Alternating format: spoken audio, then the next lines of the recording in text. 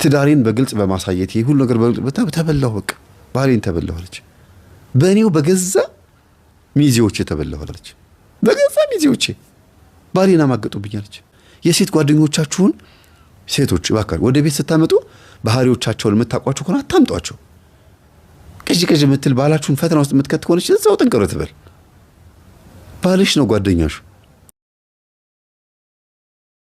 አንድ በቅርብ ማቃት አርቲስት አለች ብዙዎቻችሁ ታቋታላችሁ በጣም ነው አልቀሳ ይነገር በጣም ታሳዝናለች በእውነት እንደው በቃ መድረክ ላቁም ቀረጻ ላቁም ካሜራ ይቅርብኝ መታየት ይቅርብኝ አለች ምን ሆነሽ አልኳት በቃ ተበላሁ ትዳሬን በግልጽ በማሳየት ይሄ ሁሉ ነገር ተበላሁ በቃ ባሌን ተበላሁለች በእኔው በገዛ ሚዜዎቼ ተበላሁለች በገዛ ሚዜዎቼ ባሌን አማገጡብኛለች ምን ትሉታላችሁ አሁን ይሄን ግን የቡዳ መንፈስ ነው የዝሙት መንፈስ ነው የተበላው እዛው በዛው ነው የተበላሉት ያ ምንድነው ሾው ማብዛቱና እይታ ማብዛቱ መገላለጡ ትርፉ ይሄ ነው ሰርግ ነው ተብሎ ማተብ ይፈታል ለቬሎ ኮምፕሌት ነው ተብሎ ሁሉ ነገር ተፈቶ በቃ እርቃን ይደረጋል እርቃን ላይ ይገባል አጅሬው ቡዳው ኬክ እንዲያልሽ ስትቆላለፊ ውስኪ ሻምፓኝ ምናምን ስትይ ሸራ ኬክ ቆረሳ ይባላል ግን ካግመስም ካቆረስቲ በዛ ማከል አብሮ ይገባልሻል አሚል እናንተ ስትጎራረሱ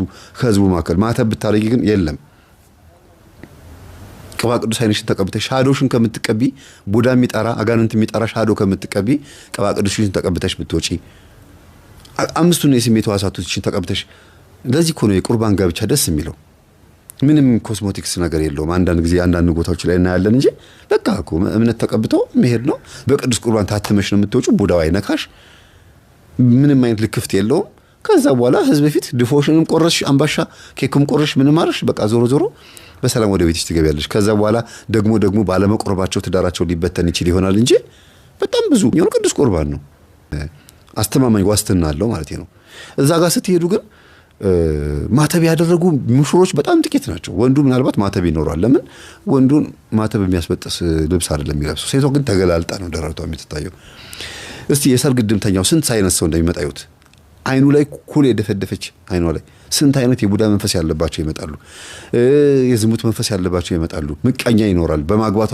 የሚናደድ ይኖራል ይድፋሽ ስትጎርስ ይነቅሽ የሚል ይኖራል ጥርስ ያሳየ ልቡ ቁልፍ ያደረገ ይኖራል ከዛም አልፎ ተርፎ ሚዜዎቹም ሙሽራዎቹም ሰርጉ ካለፈ በኋላ ወይኔ ራሴ ይላሉ ሙዚቃው ይመስላቸዋል ግርግሩ ምናምን ይመስላቸዋል ግን አይደለም ተበልተው ነው ሰርጉ ካለፈ በኋላ ወይኔ ራሴ ብሎት ዝርር ብሎ የሚተኙት ስንቶቹ ናቸው የምናያቸው እኔ ካሜራማን ሆኜ ስንት አመሰራው አጋቸዋለሁ ያንዳንዱ ነገር አውቀዋለሁ ስንት ሙሽሮች ቪዲዮ ቀረጽኩ የዛሬ 15 ዓመት የዛሬ 20 ዓመት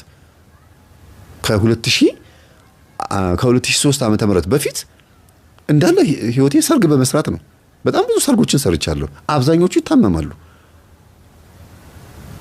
ይሄ ምንድነው የሚያሳየው የመለከፍ ነው ዛሬ ደግሞ 2004 ላይ መላከ መንክራት መምርግማው ደግሞ ጸበል ምን ተጠምቄ ተፈውሼ ደግሞ ሳየው ያንዳንዱን ህይወት ሳጠና የመናፍስትን አሰራር ስመረምርና ለሰዎች ትምህርት ይሆናል ብዬ ሳቀርብ ያንዳንዱ ነገር ችግሩ መበላላት ነው በቃ ፋሽንም መበላላት ነው አንዱ ስክሪፕ አፕ ሲል ይሄም ስክሪፕ አፕ ውዝ ነው ሲል ያም እንደዛ ይላል በቃ አንድ በሚዲያ ይበላላሉ እርስ በርስ ይወራረሳሉ የሆነ ነገር አለባበስም እንደዛው አነጋገርም እንደዛው አሳሳቅ ቦርሳ ያዝ እንደዚህ ነበር ቦርሳ ድሮ የሚያዘው አይደል ከዛ እንደዚህ ብላ እዚህ እንዴ ያሽን ስትል ሌባ አንካኮ ማለት ነው ጉልቃው ያስደዋል በቃ ፋሽን ነው ብሎ ይወስዱታል ለምን እንደዛው እንደሚያርጉት እንኳን አያውቁትም እና ሁሉ ነገር ተኮራረጁ ተብሎ የመጣ ሚዲያ እንትን ነው የመንፈሱ አሰራር ይመስለኛል ባካችሁን ራሳችሁን ገደብ ስጡት ለምታረጉት ነገር እንትን በቃ ገደብ ይኖረው የሴት ጓደኞቻችሁን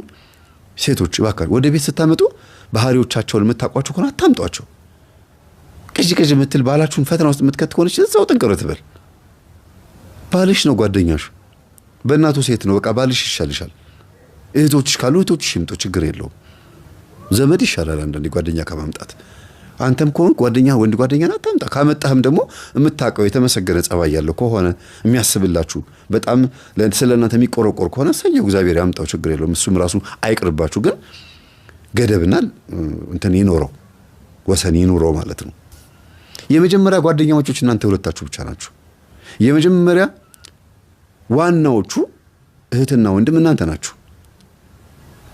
እናቱ ነሽ፣ አክስቱ ነሽ፣ እህቱ ነሽ፣ ጓደኛው ነሽ፣ ሚስቱ ነሽ፣ ካውንስለሩ ነሽ። አንተም ልክ እንደዛው በተቃራኒው እንደዛ ነህ። አባቷ፣ ወንድሟ፣ ያውም ታላቅ ወንድሟ፣ ጓደኛዋ፣ ባለቤቷ፣ የልጆቿ አባት ነህ። ካውንስለሯም ነህ። መሆን ያለበት እርስ በርስ ተጨቃጭቃችሁም ቢሆን እርስ በርስ መፍትሄውን ለማምጣት መሞከር ነው። አይውጣ ወደ ውጭ የሚያስወጣ ደካማ ጎን ካለበት እንዲያውም በጣም ጀግና ሴት የምትባዩ ደካማ ጎኑን በመያዝ እንጂ በማውጣት አይደለም። የታባቱ አወጣው ለእናቱ ነገርኩበት፣ ለአባቱ ነገርኩበት ሳይሆን ወይም የታባቷ ነገርኩባት ይቺ ልክስክስ ሰራውላት፣ ፎቶዋን ለጓደኞቿ ሰጠውላት አይደለም። ያ አይደለም። ገበናዋን በመያዝ ነው ጀግንነት የሚታወቅ። የሷን ኃጢያቷን በመደበቅ አይዞሽ ችግር የለውም በቃ ይፈጥ ያጋጥማል፣ ግን እኔ ምን አጉድዬብሽ ነው ብሎ ወቅሶ ማን ትጉት ማድረግ።